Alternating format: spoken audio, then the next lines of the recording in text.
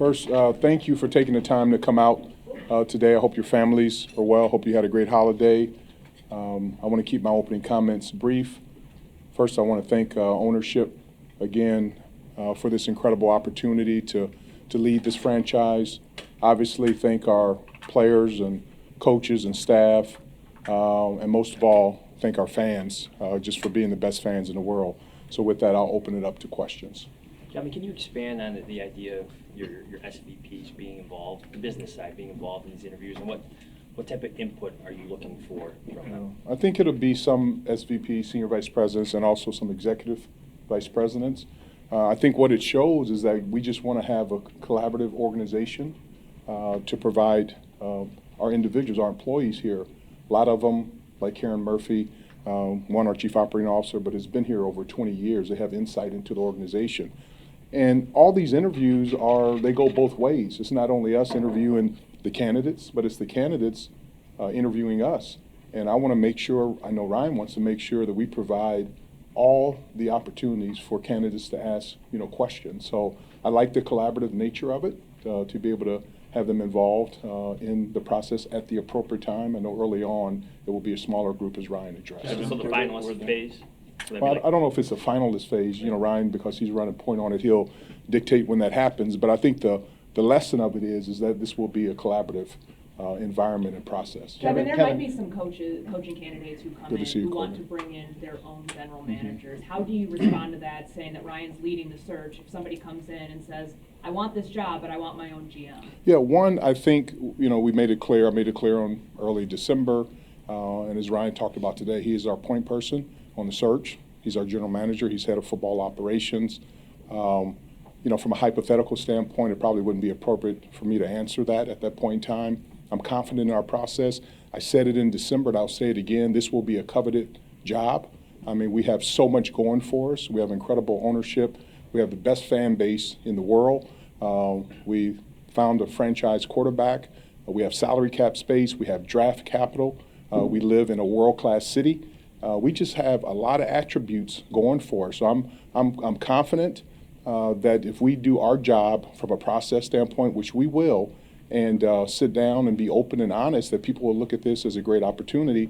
And from a hypothetical standpoint, I'm confident with the group that we have right now, and Brian leading our charge. Kevin, Ryan has been in this role for 3 years now, and 2 years under your supervision. What is your assessment of his performance as general manager, and what are your biggest concerns about the state of the organization right now? Yeah, I think the assessment, we've made it clear. I trust him, and he is a hard worker. He's young. He's talented. He's curious. I think his greatest attribute, he's willing, as he did just in the press conference, to raise his hand and say, here's some things where he fell short. He's as hard on himself more than anyone could be hard on him. And he strives every single day to do the right thing.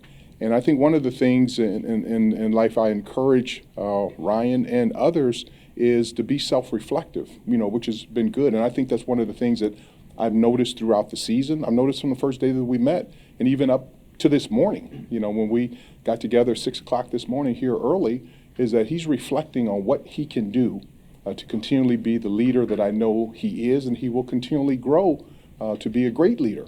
And he's passionate about it. He cares. All those things really go into it. He's not here just all for all the accoutrements of being a general manager in the league. He wants to win. He loves this franchise. He's passionate about the Chicago Bears, and he's going to do everything he can. As competitive as you are, what are your concerns about where this team is at the end of the 2024 season? You know me as well as anyone. I despise losing, and so I am focused at every level, and at anything I compete in, winning with integrity is my focus, and so from a critical standpoint is we need to do better here. I mean, collectively. And it's not them. When I say we, I'm talking about me collectively. And I'm going to continually pour every ounce of energy in here from a business operations standpoint, from a stadium standpoint, from a football standpoint, to provide all the resources that I have access to, all of my energy and insight to win. And I'm confident that we will win here. We will win championships here. It's not going to be easy. And I know sometime in life you got to go down to be able to come up, but that's part of it. We're built for this. We have the support of ownership, And the thing that I like about it is that there has been no taking a step back. You saw it in Green Bay. That would have been a very easy game for our players. It was cold. It's on the road. We hadn't won in the division. We hadn't beat them in a long time. But to come together, and even the way the game went, to make our mind up that even after the turnover, to say, let's rally together. And I thought it was apropos to end the season 1-0 in 2025, but do it with a walk-off field goal. And I think that helps set the tone. But yes, we're going to do all that we can to build a champion here. Just to be Kevin, clear you mentioned the on, word stadium. You've been here unofficially for 2 years. 20 months. Yeah, 20 months. What is the status of the stadium? Is downtown still the focus? Is Yes. Arlington Heights, and when are we going to see momentum? Yeah, so the status is downtown still remains the focus, the museum campus. I feel that we've made a massive amount of momentum. Again, I've been here 20 months, and we've made great progress.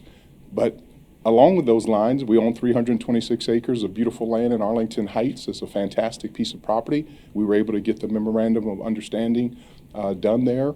And so optionality, does exist, but I'll remain steadfast that the goal is to make sure that we have shovels in the ground in 2025, and I'm confident that will happen. What's the For progress you, and for you momentum? personally, having to invest the time you have to invest in this coaching search, does that take away the time that you could be spending on the stadium? This is my life.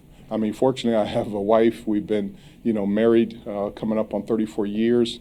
She's grown up in this business. My kids grew up in this business. I have adult kids. This is my life. The Chicago Bears are my life. And so I spend so much time here anyway.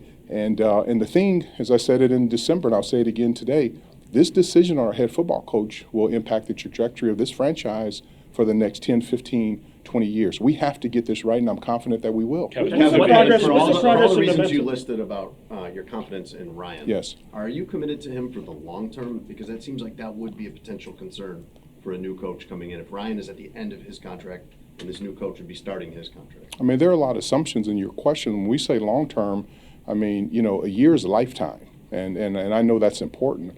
And I know 2025 is important not only from a football standpoint, from a stadium standpoint, from an operation standpoint. And so, again, I trust Ryan. I trust the process that he has put together. I'm confident it will yield positive results. We will hire a world-class coach, whether it's Thomas Brown or someone who currently does not work in our organization. We will get this right, and I'm looking forward to it. I am so excited about being able to start these interviews. I haven't been able to sleep the last couple nights. All right, hey, we're going to work this right here. 1, 2, 3. What exactly is the progress and momentum you speak of with the stadium search? Because it doesn't seem like there's been a ton of that. Yeah, I mean, when you say it doesn't seem like that, I mean, we have stadium meetings every single day. And so from a political standpoint, from a business standpoint, these things are massive projects. I've been here before in Minnesota. This is not buying a house where you go and find it and you put a deposit down and then you close at a certain day. It's so many different things that come together. And I think as you'll see, especially as we get into the spring and summer, you'll start seeing some of this progress that I'm talking about now. But I feel the momentum is really moving in the right direction. And we're exactly, from a stadium standpoint, right exactly where I thought we would be. Last 2. Courtney, go ahead. Sorry.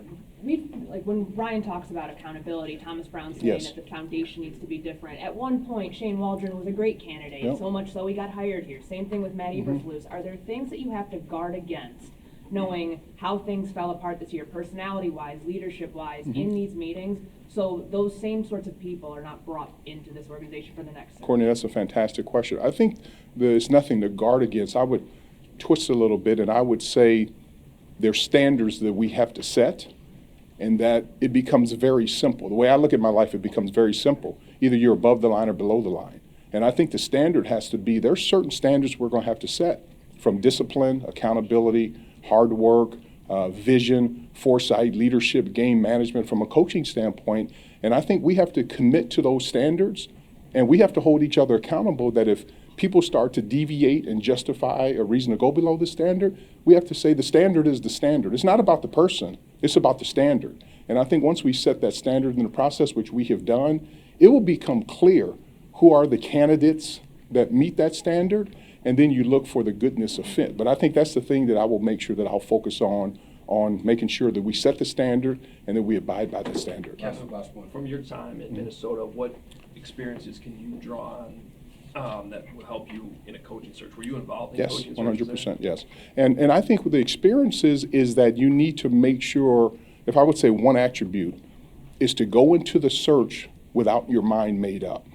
I think that's the thing that I learned the most. You need to go into these searches wide open and to be able to look at it just from a global standpoint. And what I just said to Courtney is having a standard. You know, what are we looking for? There takes a certain kind of person, and I say this lovingly with all respect.